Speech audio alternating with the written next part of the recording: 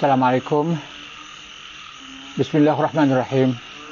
Alhamdulillah Rabbil Alamin. Wassalatu wassalamu ala asyrafil anbiya'i wal mursalin wa ala alihi wa sahbihi ajma'in. Saudara-saudari, para penonton yang budiman sekalian, setiap manusia mempunyai latar belakang dalam keluarga, latar belakang dalam masyarakat, latar belakang politik, latar belakang agama, dan lain-lain. Dan orang yang saya akan bincang pada malam ini juga ada latar belakang, yaitu Said Qutb. Perbincangan malam ini atas permintaan seorang penonton yang minta saya supaya membincang tentang Said Qutb. Macam mana, apakah benar bahawa Said Qutb ini terlibat dalam mengkafirkan orang Islam? Dan saya di sini akan merujuk kepada pandangan orang yang kenal Said Qutb sendiri, dan mereka juga adalah merupakan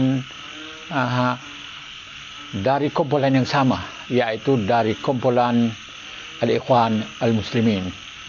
Terutamanya yang saya akan refer di sini, yang akan merujuk di sini, yaitu Dr. Yusuf Qaradawi, yang merupakan ulama besar pergerakan Ikhwan Muslimin dan merupakan seorang ulama yang paling terbuka dari segi hukum fiqahnya. Kalau politik itu lainlah, tapi saya bercakap di sini soal hal-hal agama. Yusuf Qaradawi adalah merupakan seorang ulama yang berwibawa dari segi fiqh, hukum hakam, karena ijtihadnya cukup baik, sesuai dengan umat Islam pada hari ini. Said Qutb, mengikut Dr. Yusuf Qaradawi, bukanlah seorang ulama ataupun ulama fiqh, bukan faqih. Said Qutb mempunyai latar belakang yang mungkin tidak ada di kalangan ramai pemikir Islam. Dan kerana Said Qutb dulu merupakan seorang penulis yang boleh dikatakan liberal, daripada golongan liberal, orang liberal lah, bukan liberalism, bukan orang yang pro pergerakan Islam pada awalnya. Dan dia merupakan seorang penulis, bukan ahli fiqh, bukan ahli agama, tetapi dia adalah merupakan seorang penulis sastrawan yang hebat. Bahasanya cukup bagus. Kalau anda baca kitab atau buku Said Qutb, memang bahasanya cukup bagus, sebab dia merupakan sastrawan. Masa lalu dia menulis banyak berkenaan dengan sastra, banyak dalam bentuk cerpen, novel, dan cerita kanak-kanak, dan tentang bahasa. Buku yang banyak ditulis oleh beliau bukanlah buku mengenai agama, tapi buku mengenai perkara lain. Buku yang ditulis dalam agama tidak seberapa saja, bukan banyak sangat. Kebanyakannya buku yang ditulis oleh beliau, semuanya kalau tak silap 25 buah buku. Sebahagiannya sahaja, mungkin 1/3 gitu, saya pun kurang pasti, dalam bidang agama, dalam bidang pemikiran Islam, dan selainnya adalah buku berkaitan dengan bahasa Arab, sastra, didikan kanak-kanak, dan dia mengikut Dr. Yusuf Qaradawi boleh dianggap sebagai sastrawan, bukan seorang ulama, bukan seorang yang ada ilmu dalam fikih begitu dalam. Dan punca yang dibunuh, yang digantung Syed Qutb juga, bukan kerana Syed Qutb itu terlibat dalam politik, iaitu ada pendirian-pendirian ataupun tindakan-tindakannya seperti keluar menentang kerajaan atau melakukan perkara-perkara yang dianggap salah dari segi undang-undang pada masa lalu. Tidak. Dr. Yusuf Qaradawi menganggap bahawa Syed Qutb dibunuh bukan kerana perbuatannya salah. Tak kiralah perbuatan politik ataupun apa saja yang dilakukan oleh beliau, walaupun dia ada menubuhkan sebuah pertubuhan sulit yang mengumpulkan orang-orang Ikhwan Muslimin, tapi adalah kompul kecil, tidak ada apapun peranan yang dimain dalam masyarakat. Tetapi Yusuf Qaradawi berkata bahawa Syed Qutb dibunuh kerana pemikirannya yang menyebabkan pihak tentera, pihak Jamal Abdul Nasir dan lain-lain tentera yang tidak setuju dengan pemikiran beliau, maka diambil tindakan bunuh. Pada awalnya, mengikut Yusuf Qaradawi, Jamal Abdul Nasir tidak mau bunuh, begitu yang kata, tidak hanya nak membicarakan dia, mungkin penjara seumur hidup atau penjara beberapa tahun di dalam penjara. Itu dalam rancangan awal yang dirancang oleh Jamal Abdul Nasir. Tetapi apabila sampai waktu Jamal Abdul Nasir sendiri yang menandatangani, dibunuh Syed Qutb. Atas apa sebab? Dr. Yusrawi tidak memberitahu kita apakah sebab. Mungkin perubahan sebab, tapi tidak ada sebab lain lah, iaitu sebab pemikiran Syed Qutb itu sendiri, kerana dia menghukumkan, bukan saja menghukum kerajaan sebagai kafir, tidak, bukan menghukum orang Mesir sahaja sebagai kafir, tapi dia menghukumkan semua umat Islam di seluruh dunia sebagai kafir. Dan semua kerajaan yang ada di dunia ini, kerajaan orang Islam yang ada di dunia ini adalah kafir. Ini pandangan ni. Kalau anda nak tahu perkara ini, anda boleh pergi baca dalam buku beliau sendiri, dalam buku Ma'alim fit Tariq dan Fi Zilalil Quran. Ma'alim fit Tariq ini adalah merupakan buku yang diambil daripada Fi Zilal Quran, khususnya cetakan kedua, juzuk tsani, bahagian kedua. Dalam buku tu ada pandangan-pandangan yang ada di dalam Al-Quran, dibuat menjadi buku berasingan, namanya Ma'alim fit Tariq. Ma'alim ini kalau diterjemahkan dalam bahasa Melayu, saya tengok di Malaysia, mungkin dia kata petunjuk jalan ataupun tanda-tanda sepanjang jalan gitu. Tapi sebenarnya kalau bahasa Arab, Ma'alim ini adalah lebih daripada penunjuk, lebih daripada tanda-tanda, lebih daripada papan tanda, kerana ia ma'lam. Bahasa Arab dipanggil ma'lam wa ma'alim. Ma'lam ini mufrad dan ma'alim ini jamak. Jadi ma'lam ini adalah perkara penting yang berlaku dalam sejarah, benda-benda yang besar yang berlaku sehingga menjadi ma'alim, menjadi ma'lam. Tak tahu apa saya nak terjemahkan dalam bahasa Melayu. Tonggak penting dalam sesuatu perkara yang besar, perkara yang hebat yang berlaku, itu dipanggil ma'alam minal ma'alim, yang perkara hebat. Mungkin kejadian, mungkin sesuatu perkara yang bersifat agung, bersifat besar, itu barulah dipanggil ma'alim. Tapi terjemahan bahasa Melayu yang dibuat oleh terjemahan di Indonesia, terjemah di Malaysia, dipanggil penunjuk jalan. Ya, ini tidak tepat sebenarnya. Saya tidak tahu apa nak terjemahkan dalam bahasa Melayu. Tapi begitulah kita faham dalam bahasa Arab. Ma'alam min ma'alim at-tarikhiyah. Ini iaitu merupakan tempat-tempat sejarah yang penting, ma'lam dini, iaitu merupakan perkara-perkara yang hebat dalam agama. Boleh jadi seorang itu juga dianggap ma'lam, alim itu dianggap sebagai ma'lam, yakni orang yang hebat. Sebagai seorang tokoh juga boleh dipanggil ma'lam. Okey.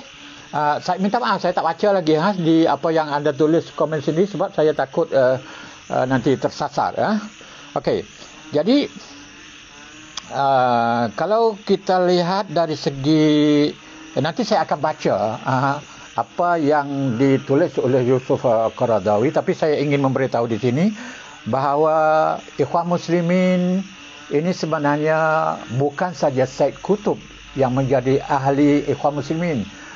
Ikhwan Muslimin ini orang yang mengajak, kalau mengikut Dr. Muhammad Amarah, saya baca, Dr. Muhammad Amarah ni juga daripada ulama yang terkenal di Mesir. Dr. Muhammad Amarah menulis bahawa seorang yang mengajak Said Qutb masuk al-Ikhwan Muslimin adalah Syekh Muhammad Al-Ghazali. Saya kenal Syekh Muhammad Al-Ghazali waktu saya bertugas di Mesir dulu. Saya pernah berjumpa dengan dia, berwawancara beliau. Syekh Muhammad Al-Ghazali inilah Syekh Muhammad Al-Ghazali inilah orang yang membawa Said Qutb ini masuk dalam Ikhwan Muslimin, sebab Syekh Muhammad sendiri adalah juga daripada Ikhwan Muslimin. Tetapi Syekh Muhammad Ghazali ini adalah merupakan ulama yang terbuka dan pada zaman dulunya merupakan penyokong Jamal Abdul Nasir. Dan Syekh Muhammad Ghazali sendiri juga merupakan orang yang berfikiran sosialis. Ulama Azhar yang berfikiran sosialis dalam peringkatnya awalnya. Dia ada menulis pun kitab, buku, nama kalau tak silap Isyraqiyatul Islamiyah, iaitu sosialis Islam. Al-Adalah Al-Ijtimaiyah, yakni keadilan sosial, juga adalah merupakan teori daripada sosialis. Itu Dr. Muhammad Amarah juga dulu merupakan sosialis. Sebenarnya ramai ulama-ulama termasuk yang menjadi Syekh Azhar sendiri dulu merupakan orang sosialis. Ini nak cerita latar belakang ni, sebab kita kena tahu apabila kita bincang sesuatu tokoh, kita pasti tahu latar belakangnya. Ya, jadi yang masuk dengan Ikhwan ini, yang bawa masuk dengan Ikhwan ini, Said Qutb masuk dalam Ikhwan ini adalah Syekh Muhammad Ghazali, mengikut kata Dr. Muhammad Amarah. Dan satu ketika dulu, walaupun setelah Said Qutb dibebaskan sementara daripada penjara, Syekh Ghazali ini adalah orang yang bertanggungjawab memberi buku. Apa saja buku, sebab waktu itu Syekh Muhammad Ghazali bekerja di Kementerian Wakaf. Jadi Jamal Abdul Nasir, ini mengikut cerita yang diceritakan, mana Syekh Muhammad Ghazali inilah mendapat arahan daripada Jamal Abdul Nasir memandangkan Said Qutb merupakan seorang penulis yang hebat. Maka Jamal Abdul Nasir sendiri membenarkan Syekh Muhammad Ghazali mengutip semua buku apa yang dikehendaki oleh Said Qutb untuk nak menulis. Waktu itu walaupun sudah ada perselisihan di antara Jamal Abdul Nasir dengan Said Qutb, tapi masih diberi kelonggaran kepada Said Qutb, sebab Said Qutb ini adalah penulis yang hebat. Beliau pernah menjadi penulis dalam majalah, dalam akhbar di Mesir lebih daripada 20 tahun. Beliau terkenal di Mesir pada waktu itu. Dan dia terpengaruh dengan Muhammad Aqad misalnya, sebagai seorang penulis misi Islam yang terkenal di Mesir. Jadi Jamal Abdul Nasir pun walaupun sudah ditahan, sudah ditangkap Said Qutb, tapi masih diberi kelonggaran setelah Said Qutb dibebaskan sementara waktu. Itu cerita yang diberitahu, saya tak ingat siapa, Syekh Dr. Muhammad Amarah atau siapa, saya kurang pasti. Okey. Dan pergi ke belakang sedikit. Kita undur ke belakang sedikit. Sebenarnya Jamal Abdul Nasir dan Syed Qutb ini adalah kawan, kerana Jamal Abdul Nasir juga adalah merupakan ahli Al-Ikhwan Muslimin, sama-sama berjuang dalam kelompok Ikhwan Muslimin. Tetapi dan waktu dulu waktu nak adakan guling kuasa, merampas kuasa terhadap Raja Farouk, Ikhwan Muslimin menyokong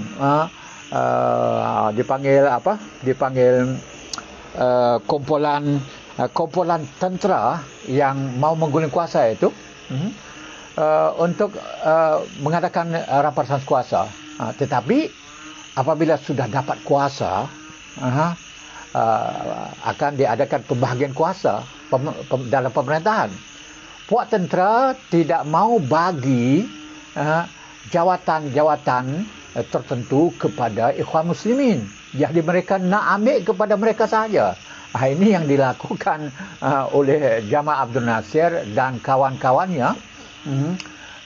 Dipanggil kumpulan mereka dipanggil Dubatul Ahrar. Dubatul Ahrar ini kolonel bebas. Gitu. Jadi Dubat Ahrar ini apabila sudah dapat kuasa, ada kuasa politik, tidak mau memberi kuasa jawatan kepada jawatan yang penting. Jawatan kecil-kecil bagilah, tapi jawatan yang tertentu bagi. Dan ini menimbulkan perbalahan, perselisihan besar, menyebabkan mereka mana akhirnya bukan saja berkonflik, tapi mana sampai ada macam-macam perbuatan yang menyebabkan terpaksa diguna kuasa, bunuh dan sebagainya. Jadi sebenarnya Jamal Abdul Nasir ini adalah orang Ikhwan, tapi kerana mereka dah dapat kuasa, mereka tak nak bagi kepada puak ini. Dengan itu menyebabkan Ikhwan pun berpecah jadi dua, iaitu satu kumpulan yang menyokong Jamal Abdul Nasir. Ada beberapa orang ulama di dalam Ikhwan sendiri, di kalangan ulama Azhar sendiri yang menyokong Jamal Abdul Nasir, termasuk Syekh Muhammad Ghazali, dan ramai kebanyakannya sudah tentu bersama dengan Hasan Hudaibi dan golongan-golongan Ikhwan yang lain. Dan sehingga berlaku macam-macam perkara menyebabkan ditangkap. Saya tidak nak pergi kepada sejarah pertelagahan politik ini, tapi nak cerita sembilan lalu begitu saja, menyebabkan terpaksa ditangkap dan diseksa dengan teruk di dalam penjara. Seorang pejuang wanita Ikhwan, dan saya pernah baca buku dah banyak kali, dah beli pun buku dia, Zainab Al-Ghazali. Sayyidah Zainab Al-Ghazali menyebut bahawa waktu pejuang-pejuang Ikhwan diseksa dalam penjara di Limantarah, di banyak tempat lagi lah, Jamal Abdul Nasir pun ikut serta menonton, melihat bagaimana orang Ikhwan diseksa dalam penjara. Ini mengikut Sayyidah Zainab Al-Ghazali yang menyebut di dalam kitab beliau.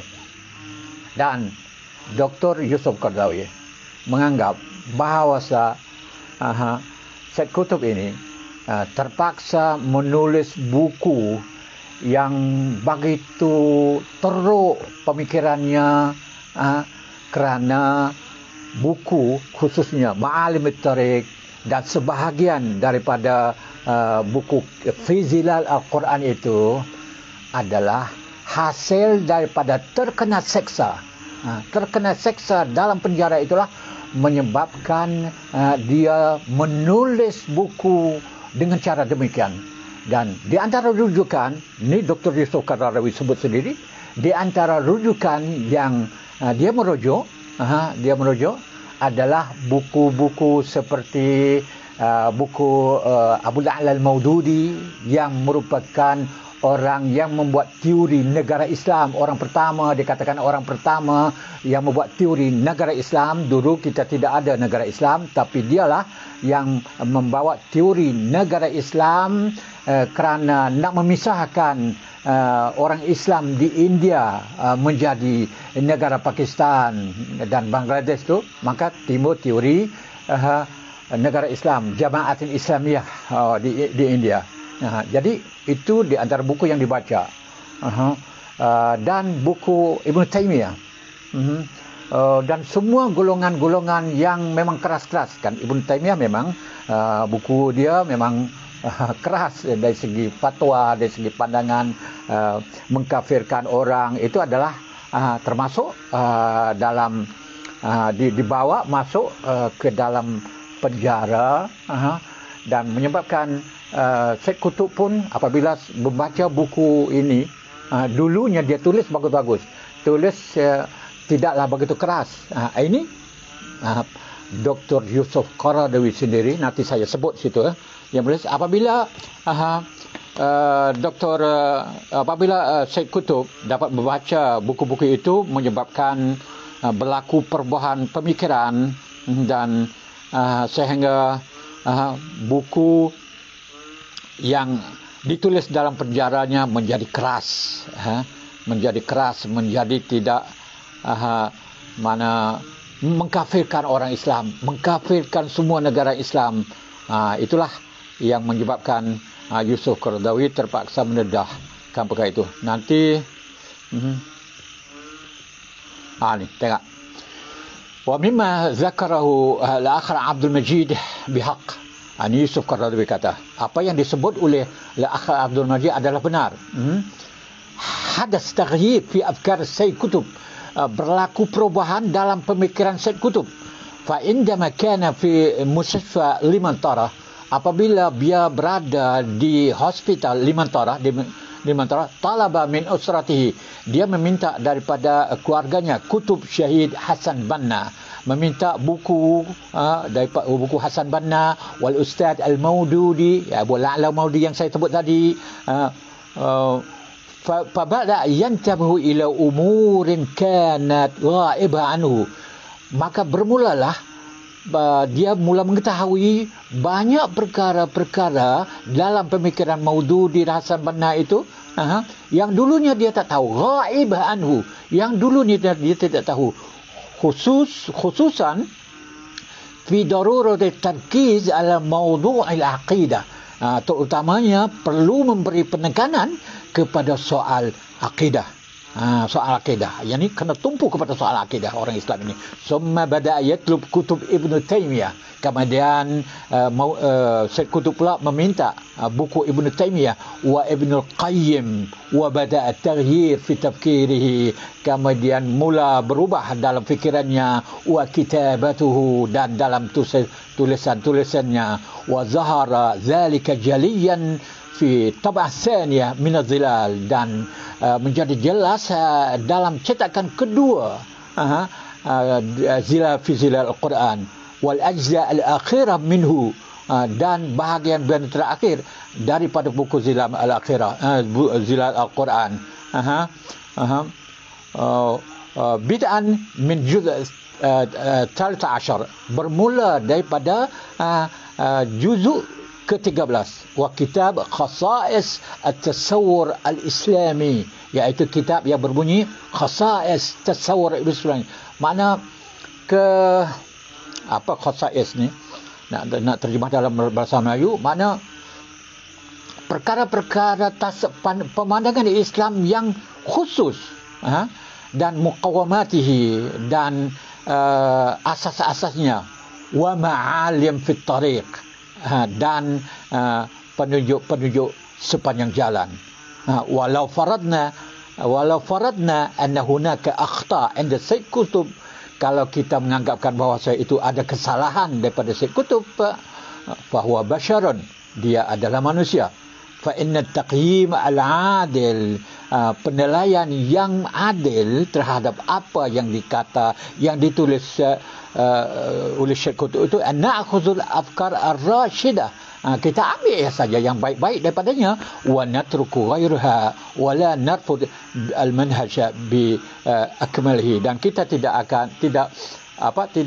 melempar, mencampak semua sekali apa yang ditulis oleh Syed Qutb. Ya, ini yang saya cerita bahawa kita perlu tahu latar belakang, sebab Ma'alim fit Thariq, Zilal Al-Quran ke sebahagian kedua dan lain-lain lagi adalah merupakan produk penjara yang dihasilkan dalam penjara, kena pukul, kena hantam, kena seksa macam-macam. Kemudian pembacaannya pula berdasarkan pembacaan Maududi, Ibn Taymiyah, Ibn yang tadi dia sebut tadi apa? Ibn Qayyim, menyebabkan pembacaan satu hala ini mengeluarkan fikirannya habis, menumpu kepada akidah, nak bersihkan umat Islam daripada akidah, seperti dengan yang dilakukan oleh Syekh Muhammad Abdul Wahab, yang dipanggil Wahabi, yang dikenal sekarang Salafi. Itu sama dari segitu. Tapi ini Korun 18, yang ini Korun 21 yang berlaku ini. Jadi begitulah. Ini Syekh Qaradawi yang berkata begitu. Dengan itu mana kita tidak boleh mengambil semua apa yang ditulis seorang itu, kerana kita perlu mengetahui di mana rujukannya, tempat mana dia menulis, bagaimana pemikirannya. Sebab manusia ini, kalau kita lihat kan, kalau anda mengikuti kitab-kitab yang ditulis oleh siapa saja, termasuk imam-imam mazhab, kita akan bukan melihat buku pertamanya waktu muda. Dr. Yusuf Qaradawi sendiri jangan menilai pemikirannya dengan buku pertama, buku kedua, tapi kena lihat buku akhir hidupnya, buku yang dia sudah matang pemikiran.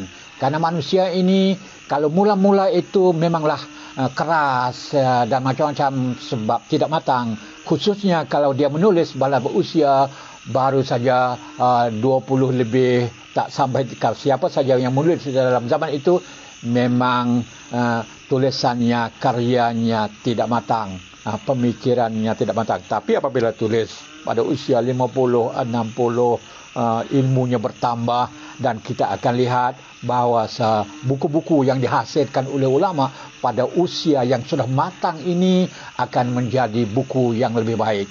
Tetapi Syed Qutb dia tidak sempat menulis.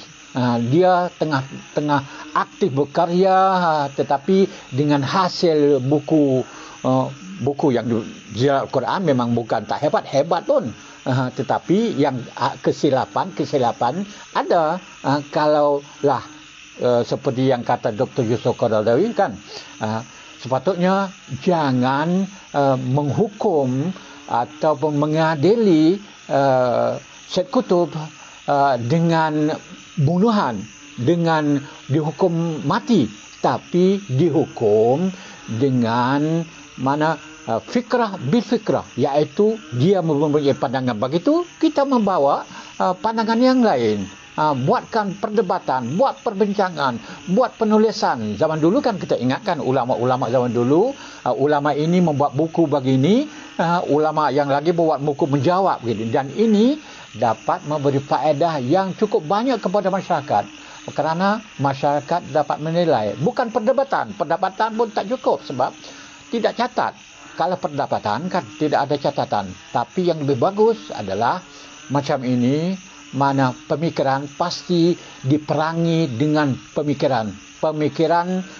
Tidak boleh diperangi dengan undang-undang, tidak boleh diperangi dengan penjara. Saya sejak lama dulu, saya menulis di utusan dulu pun begitu juga. Saya tidak setuju dengan kerajaan Malaysia yang mengambil tindakan undang-undang terhadap orang-orang tertentu. Saya tidak setuju. Walaupun mereka lakukan itu, saya tidak setuju, sebab pemikiran pasti diperangi dengan pemikiran yang salah. Kalau kita tahu salah, kita tahu tidak baik, bukan undang-undang boleh menyelesaikan masalah itu, tapi dengan memberi penjelasan, penerangan secara pemikiran juga. Sebab pemikiran ini kalau kita tak tangani dengan kaedah mana penerangan pemikiran dengan pemikiran, ia akan berurusan. Pelampauan ataupun ekstremisme akan ada sampai bila masa. Okey, itulah yang disebut oleh Dr. Yusuf Qaradawi tentang itu ni. Yang dok kata menghukum orang sebagai kafir, ini bukan hukum biasa, mana hukum yang teruk sekali. Dan Yusuf Qaradawi dia kata sendiri mana ramai di kalangan orang Ikhwan sendiri, mana sebenarnya Yusuf Qaradawi dia tulis pun apa yang dia cakap tentang Said Qutb pun dia menggunakan bahasa yang lembut pada awalnya, menggunakan bahasa yang lembut. Dia kata tetapi apabila dia menulis memoirnya, mana waqfah ma'a Said Qutb, mana satu pendirian, satu waqfah, satu pendirian dengan Said Qutb, dan dia menyebut bahawa Said Qutb di akhir-akhir hidupnya mailu ila takfir al-muslimin al-yawm, dia ada kecenderungan untuk nak mengkafirkan orang Islam sekarang, ada kecenderungan tidak mengkafir. Ini bahasa yang digunakan oleh Dr. Qaradawi awal-awal dalam tulisannya. Tetapi namun begitu orang marah, termasuk di kalangan Ikhwan sendiri marah kepada beliau. Lepas tu dia kata mungkin ni Yusuf Qaradawi kata mungkin mana mereka ini tidak membaca mu'zamul qurra bihadhihi syawahid natiqah, yang termasuklah mana orang yang membaca tu mungkin mereka baca dan tidak faham. Baca dan tidak faham. Dan ada lagi mungkin tak baca pun kitab Ma'alim fit Tariq, dan tak baca pun kitab Fi Zilal Al-Quran. Jadi hanya agung Said Qutb itu tanpa tahu apa sebab. Dan ini berlaku kepada ramai orang sebab kita malas membaca. Dia kata dengan itu dia terpaksa kalau walam yasi'uni, tak ada cara lain. Yusuf Qaradawi kata illa an anqula, kecuali aku menukilkan, aku mengambilkan min salasati kutub nususan sariha, kata-kata yang jelas tusarrihu bitakfir muslimin yaum, yaitu yang mana menjelaskan, yang menyatakan bahawa yang membuktikan bahawa Said Qutb memang mengkafirkan orang Islam, semua orang Islam pada hari ini. Dianggap masyarakat sekarang yang ada pada zaman beliau adalah masyarakat jahiliyah, dan orang Islam yang ada pada waktu itu, bukan sekarang lah kerana dia dah mati, juga adalah orang jahiliyah. Dan kerana mereka tidak berhukum dengan hakimiyatullah. Hakimiyatullah ini adalah hukum dengan penghukuman Tuhan sahaja. Dia menolak hakimiyatul insan, menolak penghakiman manusia. Tak nak siapa yang mengguna hukum manusia, dia tak nak. Dan idea ini, pandangan ini juga berada di kalangan ahli politik dalam pergerakan Islam, dalam dunia Islam. Dan saya sendiri pun pernah berjumpa, pernah melihat di kalangan pejuang Islam, termasuk di Malaysia, pernah berdapat. Dan orang yang saya kenal pun mereka membincang tentang itu, menolak hanya pastilah berhakim dengan hakimatillah, yakni penghukuman Tuhan. Tidak boleh membuat penghakiman manusia. Kalau anda merujuk kepada 10, 20 tahun, 30 tahun, begitulah idea yang muncul di kalangan ahli pergerakan Islam dan parti Islam, termasuk di Malaysia. Dan saya, waktu saya menulis dalam akhbar, saya tumpu perkara ini. Tumpu membincang, bukan membincang pribadi orang, tapi membincang pemikiran ekstremisme, tatarruf. Tatarruf ini adalah dilarang di dalam Islam. Wala taghlu fi dinikum, jangan kamu melampau dalam agama kamu. Itu dalam Al-Quran sendiri, mana tidak boleh.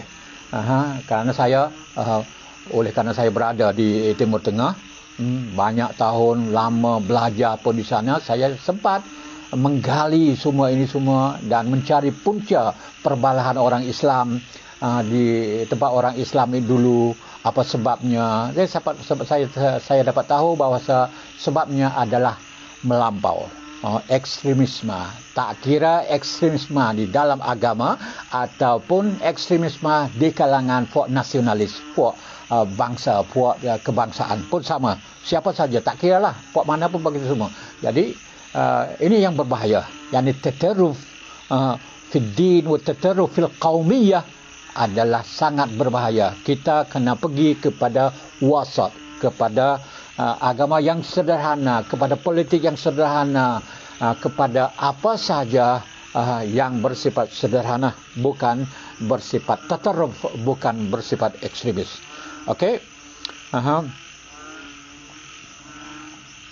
Ada satu lagi. Ni Dr. Yusuf Al-Qaradawi bercakap dengan seorang nama Adil Salahi. Adil Salahi adalah merupakan penterjemah kitab Zilal fi Quran ke dalam bahasa Inggeris.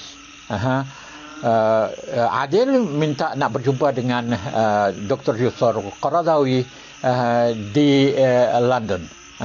Kemudian dia pergi jumpa dan Adil memberitahu kepada Yusuf Qaradawi bahawa dia terkejut melihat kenyataan dan tulisan Dr. Yusuf Qaradawi mengatakan bahawa Syed Qutb itu mengkafirkan orang Islam kerana dia sendiri katanya dia telah berjumpa dengan Syed Qutb sebelum mati Syed. Katanya Syed Qutb mengatakan bahawa dia tidak memberi penekanan kepada kafir orang ini, tapi dia memberi penekanan dalam soal tarbiyah, dalam soal pendidikan. Itu yang Adil memberitahu Dr. Yusuf Qaradawi. Summa qultu lahu, kemudian aku kata kepadanya, kaifa anta tatarjam ibarat allati tahmil dilalah wadiha ala takfir muslim al-yawm?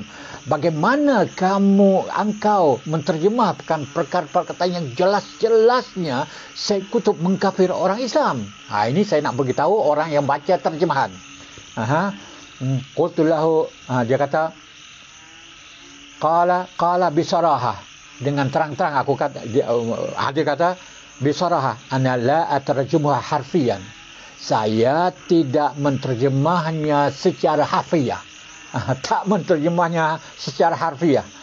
Bal azkurha ma'na 'aman yaqrubu min madluliha ila al-qari wa in lam yanqul ilaiha al-ma'na al-murad. Tapi dia kata aku hanya menterjemah maksud umum yang hampir dekat dengan maksud asal kepada pembaca supaya pembaca faham maksudnya, tapi tidak memberi arti asal yang seperti ditulis oleh Syed Qutb. Jadi artinya penterjemah itu juga berbohong, menipu, tidak menterjemahnya.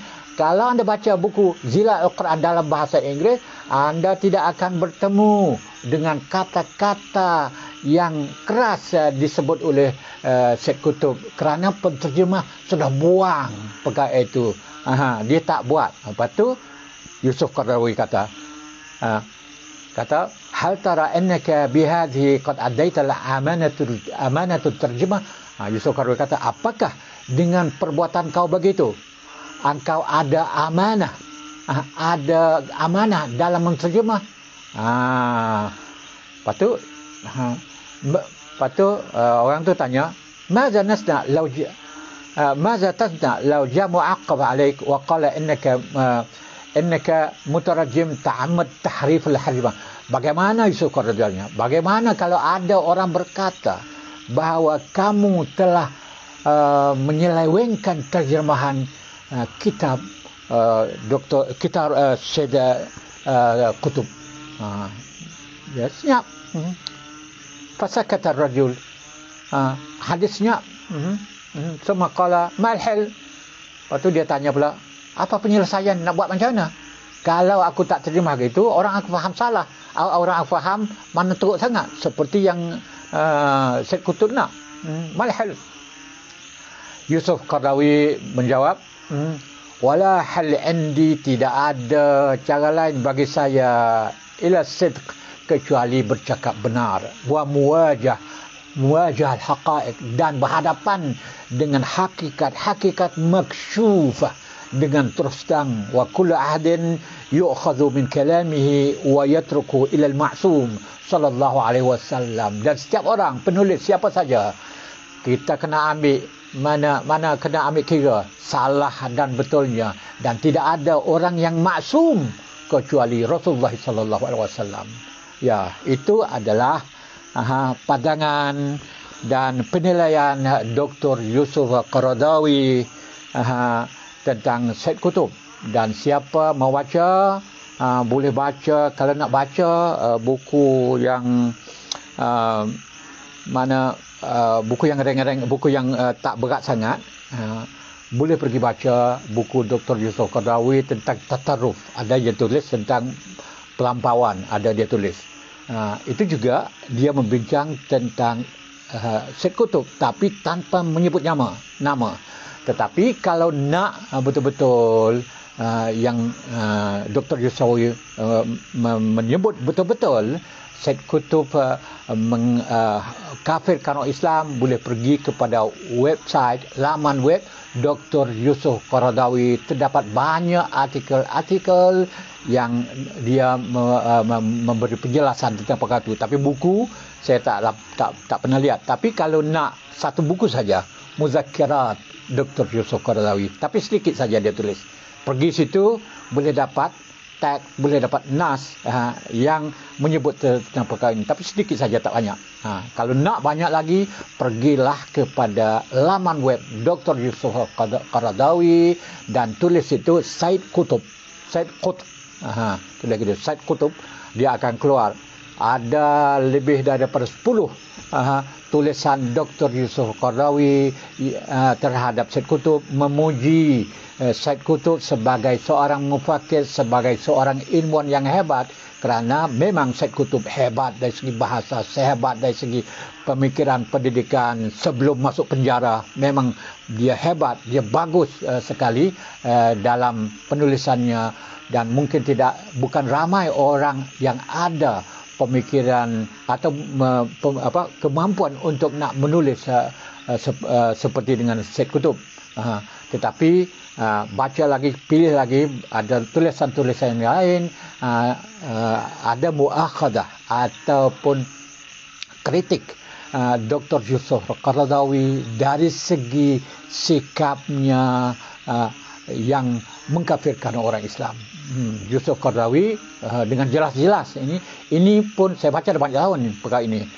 Saya terkejut juga membaca perkara ini, sebab tidak menyangka seorang ulama seperti Yusuf Qaradawi, dia juga daripada Al-Ikhwan, tapi boleh mengkritik dengan begitu hebat, dengan sejelas-jelasnya bahawa Syed Qutb ini memanglah mengkafirkan orang Islam, mengkafirkan semua orang Islam, bukan tinggal sedikit saja kumpulan dia lah, tapi orang lain semua kafir, negara Islam semua kafir, dan menyebabkan balbalah, mana huru-hara pemikiran yang hebat, dan menyebabkan munculnya kumpulan-kumpulan di Mesir di kalangan puak pelampau agama seperti kumpulan Takfir wal Hijrah dan macam-macam kumpulan lagi di Mesir yang ada pada masa lalu. Dan ia juga menyebabkan perpecahan besar di dalam Azhar sendiri. Dulu Azhar ada yang bersama Ikhwan, kemudian ada yang menentang Ikhwan, dan kini kita lihat bahawa di dalam Azhar sendiri banyak yang menentang Ikhwan. Artinya ulama-ulama Azhar pada waktu ini. Dan kalau anda membaca segala tulisan-tulisan pada waktu sekarang, kita lihat bahawa semua di zaman Sisi ini, Abdul Fattah Sisi ini sekarang ini semua menyerang Ikhwan, menyerang segala-galanya, sebab sebab ikhwan pada mereka telah diletakkan sebagai ekstremis, sebagai pelampau. Ini pun sebenarnya satu perkara yang tidak bagus, sebab ikhwan muslimin walaupun ada tokoh-tokohnya yang melampau seperti dengan Syed Qutb, tetapi ini sebahagian sejarah lama yang patut dinilai, patut ditapis, dan kita kena tahu latar belakang pemikirannya menyebab dia menjadi begitu. Tapi ini bukanlah berarti ikhwan muslimin tidak baik, tidak. Sepatutnya bagi saya tak sesuai dengan 1 tahun sahaja ikhwan memerintah di Mesir. Kita perlu lihat beberapa tahun di situ. Jangan mengguling kuasa. Tetapi tentera dengan bantuan negara-negara lain, khususnya Saudi Arabia, mereka takut kepada Rabi' al-Arabi, takut kepada musim bunga Arab, menyebabkan bukan saja tentera di Mesir yang terpaksa menumpas, mengguling ikhwan muslimin di Mesir dan dibunuh ramai pemimpin, bukan ramailah, beberapa orang daripada pemimpin ikhwan di dalam penjara, mati dalam penjara. Tetapi negara-negara lain juga, negara-negara Arab lain juga mengholot tangan memberi bantuan bilion-bilion dolar untuk menumpas ikhwan muslimin kerana takut Rabi' al-Arabi menular kepada mereka. Tapi inilah yang berlaku di negara Arab. Berlaku sejak daripada dulu sampai sekarang masih berlaku perkara itu sehingga ke hari ini. Okey, saya rasa sudah faham sedikit sebanyak tentang kenapa Syed Qutb mengkafirkan orang Islam, kerana penulisannya adalah penulisan dari pengalaman penyiksaan di dalam penjara dan menghasilkan produk-produk pemikiran dalam bentuk kitab, khususnya Ma'alam fit Thariq yang menjadi kitab yang paling berbahaya adalah kerana ia merupakan produk kezaliman di dalam penjara. Terima kasih kerana menonton dan kita berjumpa lagi di bahagian akan datang tentang perkara lain pula esok. Sekian, wassalam.